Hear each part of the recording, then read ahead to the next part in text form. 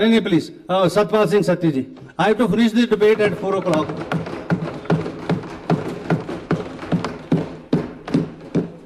अध्यक्ष महोदय, टाइम बच जाए तो माननीय अभी 4 बजे मुख्यमंत्री जी ने 17 मार्च को जो अध्यक्ष महोदय बजट प्रस्तुत किया, उस बजट पर बोलने के लिए आपने मुझे समय दिया, मैं आपका बहुत बहुत धन्यवाद करता हूं।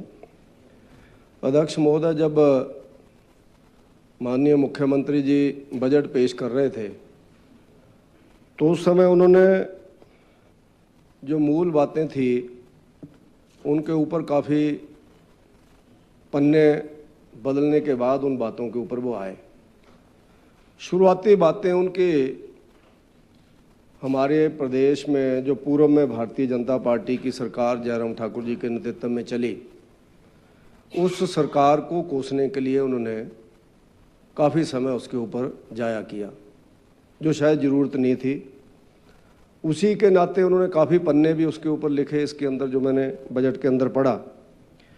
और उसके साथ साथ दूसरा विषय उनका जो पब्लिक मीटिंग में भी रहता है कि केंद्र सरकार हमें कोई सहयोग नहीं कर रही है, यानी अपनी गलतियों को छुपाने के लिए वो हमेशा भाजपा की पूर्व की प्रदेश सरकार और केंद्र की वर्तमान सरकार को दोष देते हैं, जो कि बिल्कुल गलत है। मुख्यमंत्री जी का कहना यह है कि हजारों करोड़ रुपए का जो देनदारियां हैं वो पूर्व में जयराम ठाकुर जी की गवर्नमेंट हमें दे करके गई है। उसके बारे में हमारे पूर्व मुख्यमंत्री और लोकसभा अपने विपक्ष के नेता जयराम ठाकुर जी ने भी बड़े विस्तार से बताया कि किस किस समय पर लोन लिया गया, किस किस समय पर जरूरत पड़ी, और हर सरकार ने 1993 से शुरू हुए उस लोन को आगे बढ़ाया। और ठाकुर साहब ने यह भी बताया कि जिस समय वो स्वयं सत्ता के अंदर आए थे उस समय कितना लोन प्रदेश की गवर्नमेंट छोड़ करके गई थी, कांग्रेस की गवर्नमेंट। और कभी भी उन्होंने 5 साल में जो रोना नहीं रोया कि पूर्व सरकार ने इतना लोन लिया तो अब मैं क्या करूं। तो उसके कारण मुझे लगता है कि मुख्यमंत्री जी को भी अब ये छोड़ देना चाहिए, क्योंकि 2.25 साल हो गए। अब अपनी बातों के ऊपर लड़ाई लड़नी चाहिए, अपनी ताकत के ऊपर लड़ाई लड़नी चाहिए।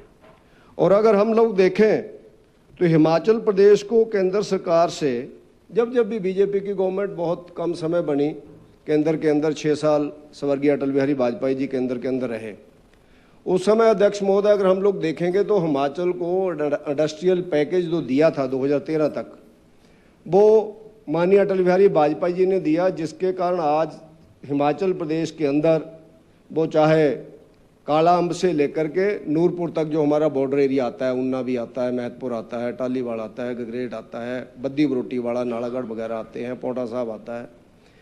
इन सब एरिया के अंदर जो इंडस्ट्रीज आगे बढ़ी, पहले जो शायद कंसेप्ट नहीं था कि हिमाचल में इंडस्ट्रीज आ सकती है, तो उस पैकेज के कारण इंडस्ट्री आई। आज अगर लाखों लोगों को डायरेक्ट इनडायरेक्ट रोजगार मिल रहा है तो मुझे लगता है कि उसका श्रेय अगर किसी को जाता है तो उस समय के प्रधानमंत्री अटल बिहारी वाजपेयी जी को वो श्रेय उस समय का जाता है। और उसके साथ साथ दूसरा पक्ष भी हमें देखना चाहिए कि जब कांग्रेस की गवर्नमेंट सरदार मनमोहन सिंह जी के नेतृत्व के अंदर बनी तो जो पैकेज हमें 2013 तक था उसको 2000 तक कांग्रेस ने उसको विड्रॉल किया।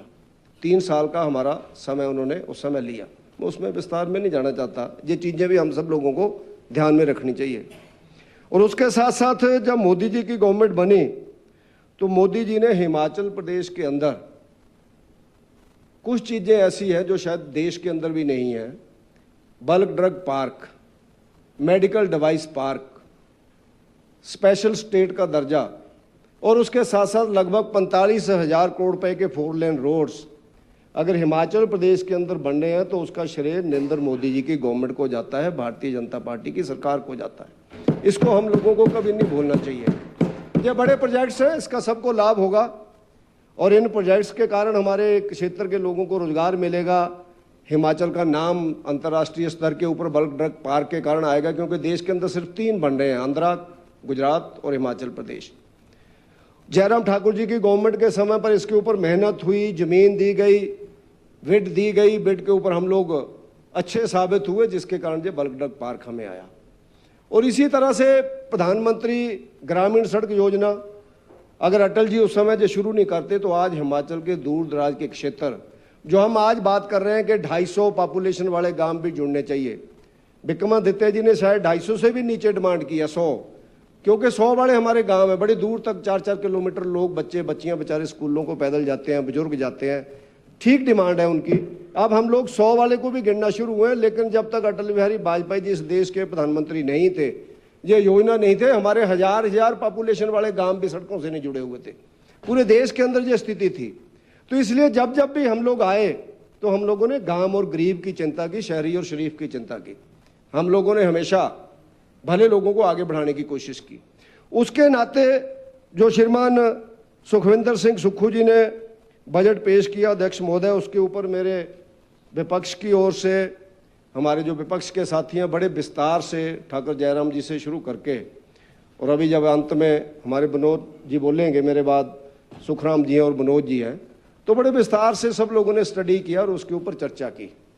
और पक्ष के लोगों ने जो उनका धर्म बनता है उसके ऊपर उन्होंने चर्चा की कि जो आशाइयाँ हैं उसके अंदर उन्होंने गणाई, ये आशाइयाँ कितनी निकलती हैं, जिस समय अगले साल का बजट होगा इसमें से कौन कौन सी पूरी होती है, उस समय इसका लेखा जोखा आप भी बताएंगे और हम लोग भी बताएंगे कि आप असफल कहाँ पर हुए हैं। पिछले साल की कितनी पूरी हुई वो उस पर मैं विस्तार से नहीं जाना चाहता, वो सारी डिटेल हमारे पास है।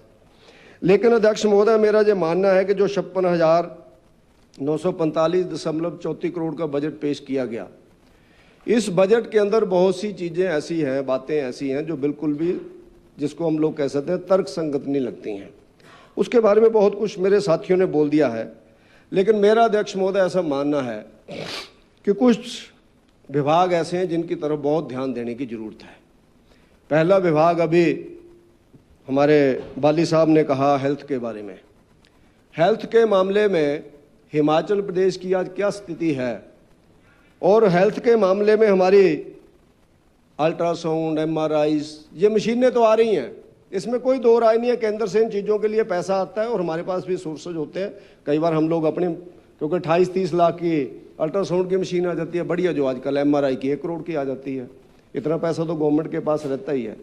लेकिन हमें सोचने की जरूरत यह है कि MRI की मशीन आ जाती है, अल्ट्रासाउंड की मशीन आ जाती है, एक्सरे की मशीन आ जाती है, क्या उसके लिए रेडियोलॉजिस्ट है, क्या उसके लिए हमारे पास टेक्नीशियंस हैं? करोड़ों रुपए की मशीनें खाली पड़ी हुई हैं। हिमाचल प्रदेश के अंदर कोरोना काल में 1000 वेंटिलेटर आए।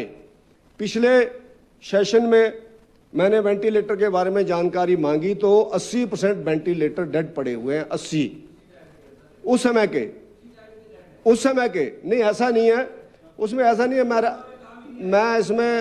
मैं इसमें सोलंकी जी पॉलिटिक्स नहीं बात में करना चाहता। प्लीज सोलंकी जी, आपका टाइम 10 लाख रुपए, 12 लाख रुपए के एकदम इमरजेंसी काल में उस समय भेजे गए, क्योंकि उस समय विपरीत परिस्थितियां थी।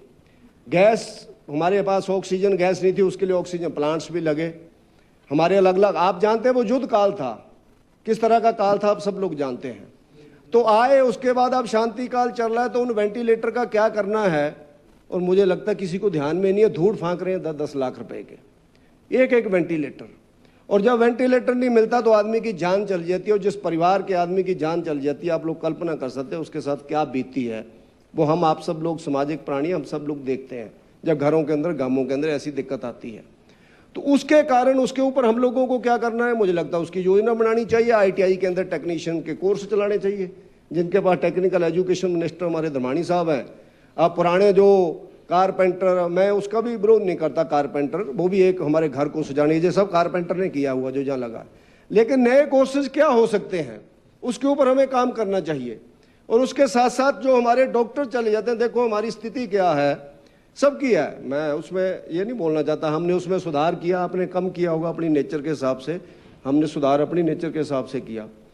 हमारे डॉक्टर जो तो MD करके आते हैं, वो रेडियोलॉजिस्ट है, चाहे वो ऑर्थो के हैं, चाहे वो सर्जरी के हैं, चाहे वो एनेस्थीसिया के हैं, वो सब लोग कुछ साल हमारे पास सर्विसेज करते हैं। जब वहाँ मशहूर हो जाते हैं तो अपना एक अलग से हॉस्पिटल खोल लेते हैं, क्योंकि 8-10 हज़ार मरीज उन्होंने देख लिए होते हैं।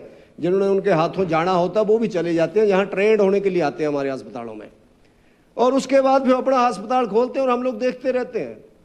और जो MA BA किए हुए लड़के लड़के वो हमसे नौकरी मांग रहे हैं, जिनको नौकरी देने के लिए हम कह रहे हैं वो हमारी नौकरी से भाग रहे हैं। उसके अंदर हम लोगों ने गलती की हुई है, 40 लाख रुपए का बॉन्ड भराते हैं। अध्यक्ष महोदय, बड़े बड़े प्राइवेट हॉस्पिटल जो उनको 40 लाख पकड़ाते हैं और कहते हैं गवर्नमेंट के मत्थे में मार, तू जहां करके नौकरी ज्वाइन कर। हम क्यों नहीं आज तक उनका 5 करोड़ का 10 करोड़ का बॉन्ड भराते हैं? जितना पैसा हमारा लगा है हम उससे 5 करोड़ रुपया वापस तो लें कम से कम।